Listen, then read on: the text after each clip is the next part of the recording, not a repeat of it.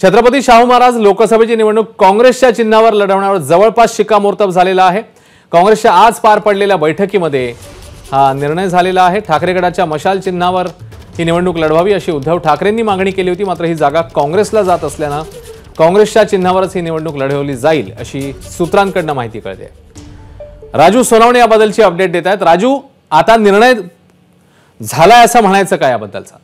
अश्विन, पाहतोय आपण छत्रपती शाहू महाराजांनी निवडणूक लढवावी ती महाविकास आघाडीकडे लढवावी असं तिन्ही पक्षांचं म्हणणं होतं। खरं तर शरद पवार या संदर्भामध्ये मोठ्या प्रमाणावर ते आग्रही होते आणि जवळपास निश्चित झालेलं आहे। मात्र मध्यंतरी कुठेतरी काँग्रेसच्या चिन्हावरती लढायचं की ठाकरे गटाचा असा प्रश्न होता। मात्र कुठेतरी काँग्रेसने दावा केला होता की ही जागा जी आहे ती काँग्रेसच्या वाट्याला आहे, त्यामुळे काँग्रेसच्या चिन्हावरती जी आहे ती शाहू महाराजांनी निवडणूक लढवावी अशा प्रकारची जी आहे ती भूमिका घेतलेली होती। आज दिवसभर मॅरेथॉन काँग्रेसच्या बैठका पार पडल्या आणि या बैठकीमध्ये सर्व नेत्यांनी निश्चित केलेलं आहे की शाहू महाराजांना आपल्याकडून उमेदवार द्यायचे आहे आणि ती काँग्रेसच्या चिन्हावरती लढतील असं जवळपास त्यांनी फायनल केलेलं आहे। आणि आता उद्या पुन्हा एकदा महाविकास आघाडीची बैठक होईल। त्या बैठकीमध्ये हा प्रस्ताव जो आहे तो ठेवला जाणार आहे।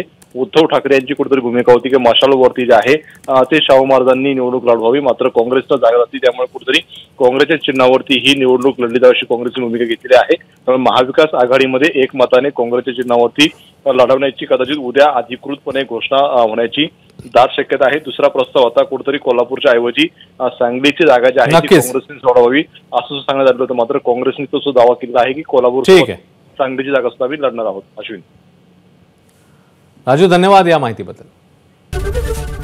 एबीपी माझा, उघडा डोळे बघा नीट।